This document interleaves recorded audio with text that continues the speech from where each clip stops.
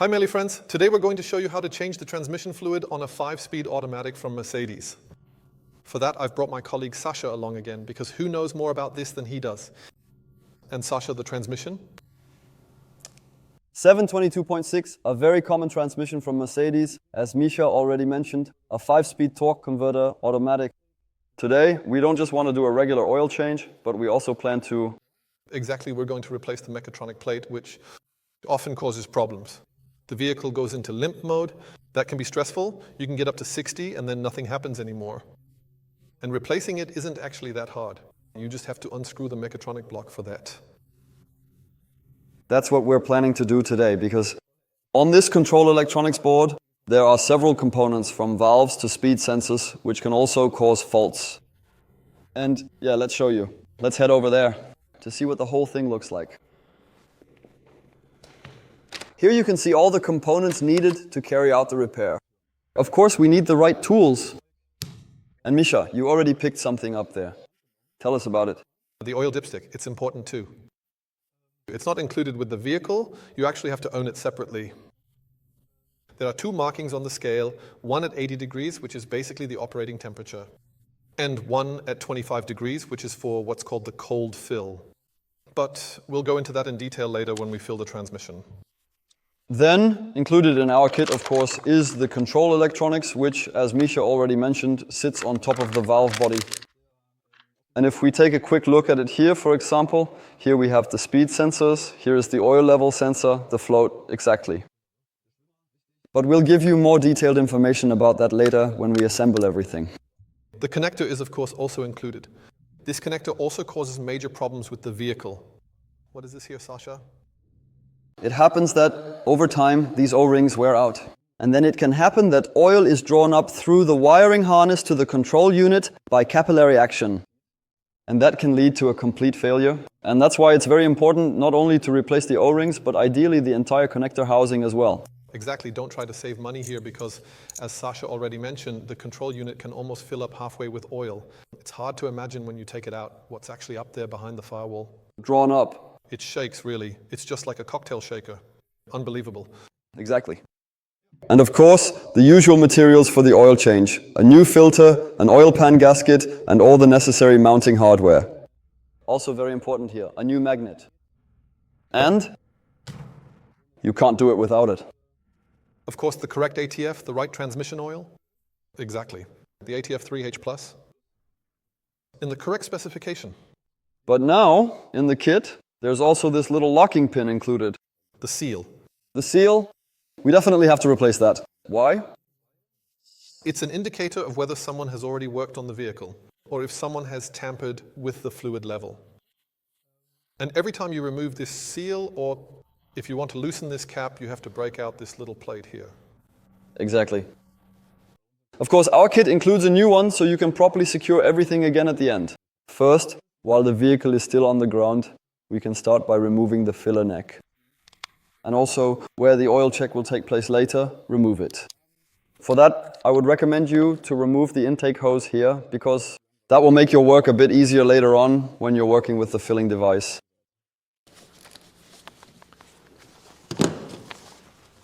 Now we'll remove the locking pin here.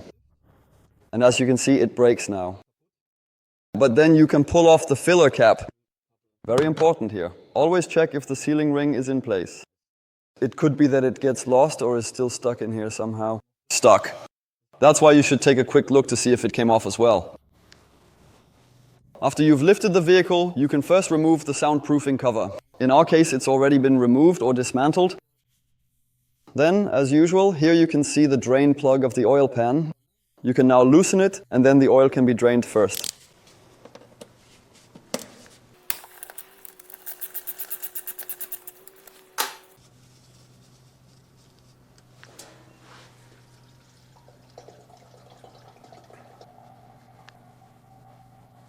Once most of the oil has drained out, you can reinstall the drain plug. Of course, use a new sealing ring and then tighten it to the specified torque.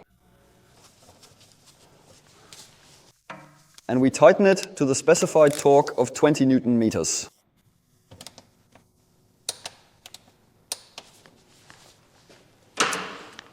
The next step would be to remove the oil pan. So after we've removed all the bolts from the transmission oil pan, be careful when you lower the whole thing, because there will still be a bit of residual oil inside. And that's what we're going to do now.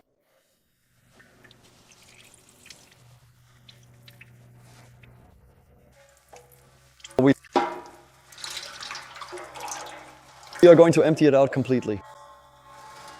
And as you can see here we have our mechatronics unit, and here is our filter. And now, this is very important. Some transmissions are equipped with an additional drain plug on the torque converter. You can see that here, when you remove this cover, you need to check by turning the crankshaft pulley at the front to see if you have a drain plug. If you don't have one, or if none is present, still be careful when turning the torque converter. Since we have a mechanical pump here that is driven by the converter, it can happen that additional oil comes out. That's why, when turning it, just leave the drain pan in place here. And yes, otherwise we can now remove the filter. The filter is only plugged in up here. Then we can take a closer look at it here. As you can see, quite a few deposits have already accumulated here. That's why it's a good thing we're doing the oil change today, Misha. Because as we said, the oil quality still looked very good, but as you can see, there is wear, it accumulates, so it was about time. So now we'll remove the plug, and then we'll do that. Remove the plug housing.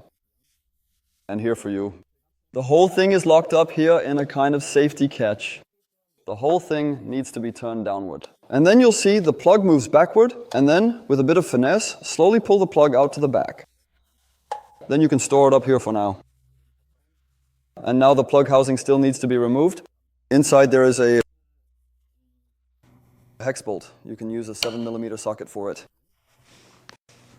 It's best to get yourself a small ratchet with a short extension. You have to feel around a bit, there it is already and done. Also very important, the screw only gets 2.5 Newton meters of torque. So later on, when you reassemble everything, don't tighten it by hand, because it will immediately strip. You can damage the thread. That's why it's very important to use a torque wrench during reassembly as well. And again here, carefully remove the plug housing.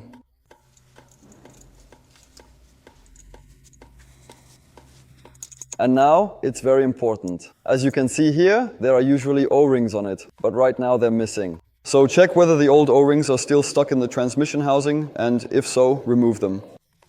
And that's what we're going to do now. Here we already have one of them. Let's see where the other one is. There's the second one. It's very important not to forget these so you don't end up with leaks during reassembly. Alright, now we can remove the mechatronics unit. It also sounds harder than it actually is. There are 10 torque screws, size 30 torques. You've got 5 on this side. And 4 on this side. Loosen all of them. They're tightened to 8 Newton meters, so they shouldn't be too tight when you undo them. Unscrew them all. Here's a little tip. Don't stress too much about where to set them aside. It's important, of course, but all the screws are the same length. Another tip from me, when working on the transmission, the top priority is cleanliness. Make sure you're wearing clean gloves and that there's not too much dust around you. And later on, when you set the mechatronics unit down with the electronic control unit, make sure you have a clean surface. Don't use any linty rags on it. Really ensure and make sure that no foreign particles get in there, because that can seriously affect the system later on. Here's another tip. It's best to have a second person available to help you. Thanks, Misha, for being here today and helping me out. Can you come over and hold this for a moment? Now we'll go ahead and loosen the last screw here. This part is a bit tricky here because really, and here another sensor keeps coming out as well. Careful, I've got it. You can see it clearly. Well, there we go. Now you can see the electronic control unit. And with that, let's head over to the workbench. So now we've removed the mechatronics module and set it here, and replacing the entire circuit board is actually no problem at all. I'd like to briefly explain again what components we have installed here. The electronic control unit consists of 6 solenoid valves, a speed sensor, and down here we can see the float for the oil level. Up front here we have the switch for the parking lock, and here we can see the oil temperature sensor. If, for example, you had problems with the transmission and got an error code, inconsistent input speed, take a look at the speed sensor because it often gives you a clue as to whether there might be internal damage, for example. That's because metal shavings tend to collect on top of the sensor, or in the worst case, the sensor itself is even damaged. Otherwise, we'll now remove the circuit board. To do this, we loosen the 3 retaining clips from the valves.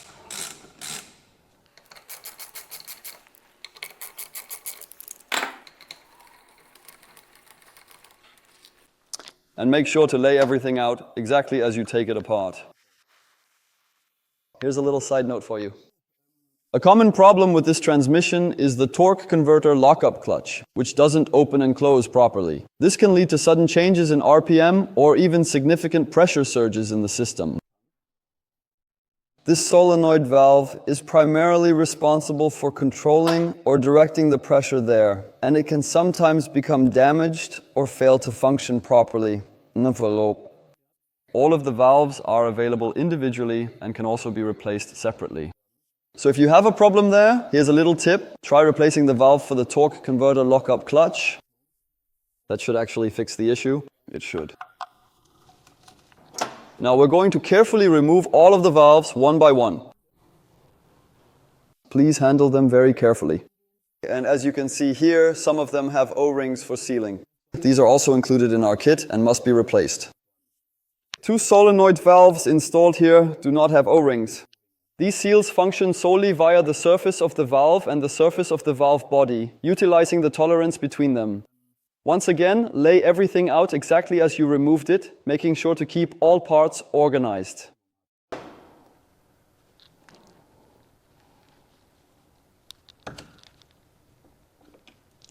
Here we have one. There are no O-rings. It seals purely via the surface.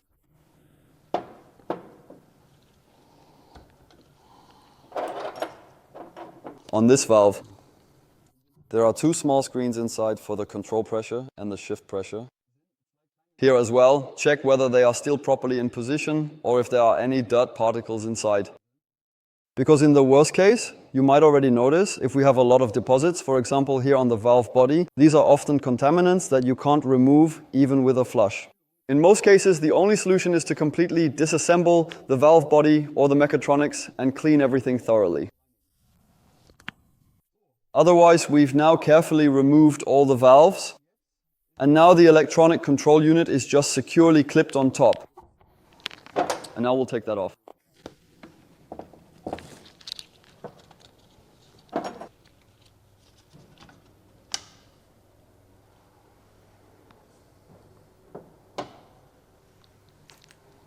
So now we have the whole thing underneath. Now we can already start installing the new circuit board.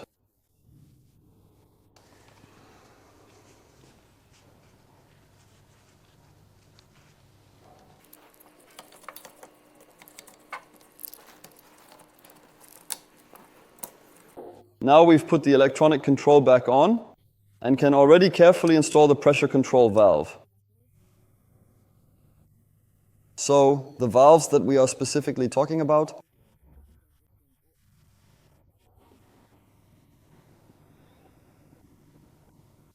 don't have O-rings can be reinstalled. Here you can see the O-rings that are being replaced. You'll notice this one here. This one is a bit larger than the other 3. The O-ring sets here are for the solenoid valves, which are responsible for shifting from first to second, third to fourth gear. And the larger O-ring is for the solenoid valve of the torque converter lockup clutch.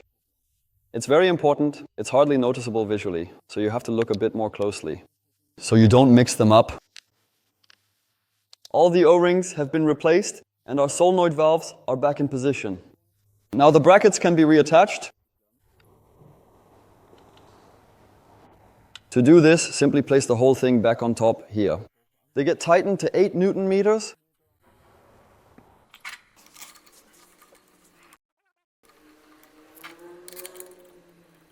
Now we still need to tighten everything to the specified torque. And Misha, I'd like to ask you to help me by holding the module in place.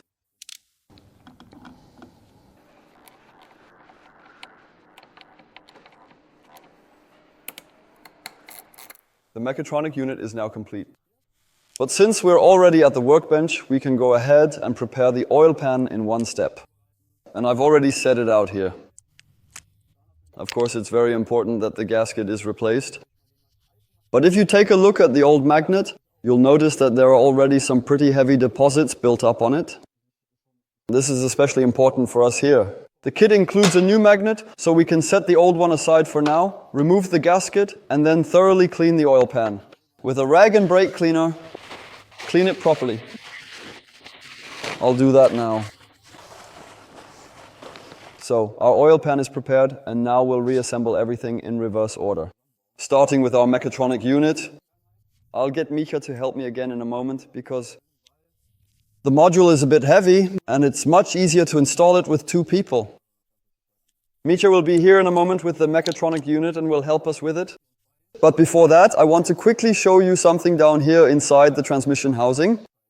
Here are the 2 recesses where the speed sensors will later be installed and receive their signal from the front planetary gear set. Back here, we have the opening. Later on, when the oil level rises, this will be sealed by the transmission oil level float so that the oil doesn't get up into the gears, which would cause the oil to foam and result in air pockets forming in the oil. It's very important that when you reinstall the mechatronics, you check here. This is where we have the lever for the range selector. Make sure that the shift slide goes exactly back into this position. Otherwise, you won't be able to properly fit the module. Now, we'll tighten everything to the specified torque. Again, 8 Newton meters here. As the next step, we can reinstall the connector. Make sure that the connector seat is absolutely and completely clean and that there are no deposits. Present?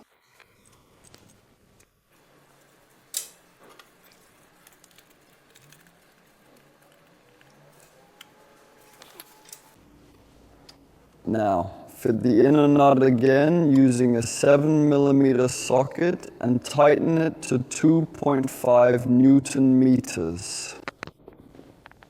After that, we can put the connector back on.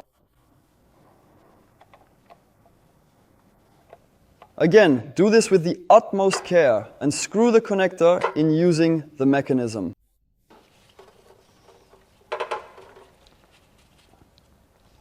Screw it in.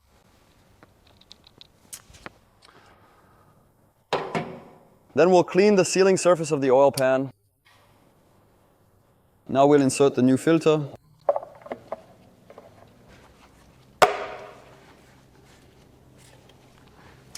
And then afterwards, we can fit our oil pan with the new magnet and new gasket. Now tighten all the oil pan bolts from the center outwards. Tighten them in a crisscross pattern to 8 Newton meters. We're now done under the vehicle for the time being. So now we can start with the filling process. To do this, first pour 5 liters into the transmission fill port at the top.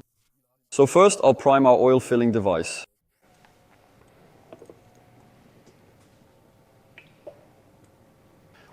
In our case, we're now using our oil filling device. With this transmission, if you don't have one, it's not a big deal. Since everything is filled from the top, you can usually manage it with a funnel as well.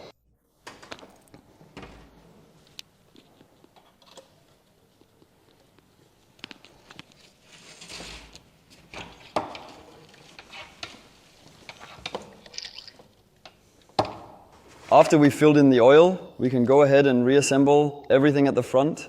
There wasn't much we had to take apart anyway. That means putting the intake hose back on and tightening everything up again. After that, we'll start the vehicle. Misha is already sitting in the car and will shift through all the gears for you. Now we're starting the vehicle. As mentioned, 25 degrees. Of course, it hasn't reached that yet. It's still completely cold. Is it in park? And now we'll shift through all the gears, holding each for about 3 seconds. Neutral, D. Neutral. Reverse, it's complaining. My rear parktronic is too close. We're right up against the loading wall. So that's... The engine can keep running now, which means we'll bring it up to operating temperature. We can just now take a look at the oil level. We'll do that with the operating level. Okay, I'm back from the test drive. The vehicle is now at operating temperature. That means the engine oil is definitely ready, but the transmission still needs a bit longer. The oil needs to be over 80 degrees, and you really need a thorough test drive to reach 80 degrees. Yes, and now it's time to check the fluid level. That's right, we have to manually check the fluid level again, because the oil naturally expands at higher temperatures.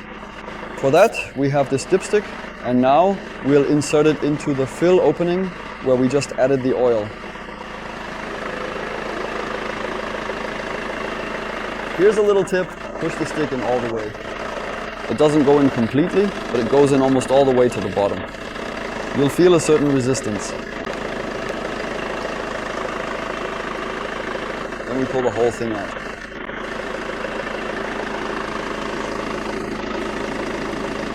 And as we can see, this is the area where the level should be. At 80 degrees, that's where we are. Perfect. The oil level is correct. The oil level is correct. My vehicle has now been serviced again. Thank you very much, Sasha, for the professional care of my car. No problem. Now, one last important thing. Read out the error memory, check if there are any error codes, delete them if necessary, and of course, secure everything with a new personal identification number, PIN. Carefully insert the whole thing here, check if the seal is seated correctly, and close everything up.